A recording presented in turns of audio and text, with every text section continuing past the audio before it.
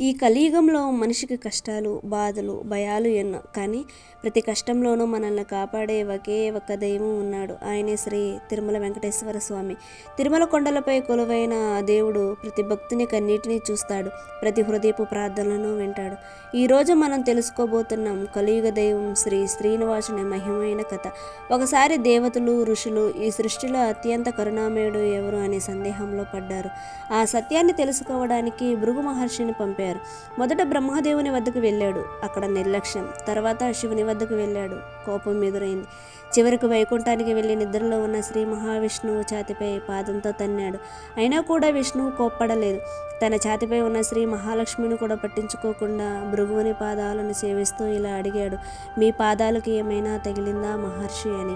ఆ క్షణంలో భృగువుకు ఒక విషయం అర్థమైంది. ఇదే నిజమైన కరుణ అని. కానీ ఆ సంఘటనతో శ్రీ మహాలక్ష్మి బాధపడింది. ఆమె భూలోకానికి వెళ్ళి కోలాపురంలో నివసించసాగింది.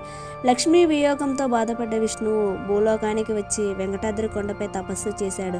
అక్కడే ఆయన వెంకటేశ్వర స్వామిగా అవతరించాడు. వెంకటాద్రి ప్రాంతంలో ఆకాశరాజు అనే రాజుకు పద్మావతి అనే కుమార్తె ఉండేది. శ్రీనివాసుడు ఆమెను చూసి ప్రేమించాడు. ఆ ప్రేమ దైవికంగా మారి వివాహంగా నిలిచింది. ఆ వివాహ ఖర్చుల కోసం స్వామి కుబేరుడి వద్ద అప్పు తీసుకున్నాడు. అందుకే నేటికి భక్తుల ఉండిలో వేసే ప్రతి కానుక ఆ అప్పు తీర్చడానికేనని విశ్వాసం. వివాహం తర్వాత శ్రీనివాసుడు తిరుమల కొండలపై శాశ్వతంగా నివసించేందుకు నిర్ణయించుకున్నాడు. కలియుగంలో భక్తులను కాపాడటానికి తిరుమలలో నిలిచిపోయాడు. అందుకే ఆయనను కలియుగ ప్రత్యక్ష దైవం అంటారు. ప్రతిరోజు లక్షలాది భక్తులు తిరుమల చేరుకుంటారు. ఎవరో కన్నీళ్లతో, ఇంకెవరో కోరికలతో, ఇంకెవరో కృతజ్ఞతతో. కానీ ఒకే నమ్మకం, స్వామిని దర్శించుకుంటే మనసుకు శాంతి దొరుకుతుంది అని భక్తులు అంటారు. తిరుమలకి వెళ్ళిన వాడు ఖాళీ చేతులతో తిరిగి రాడు.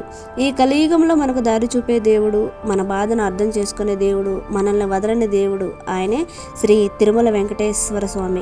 గోవింద గోవింద. ఓం నమో వెంకటేశాయ.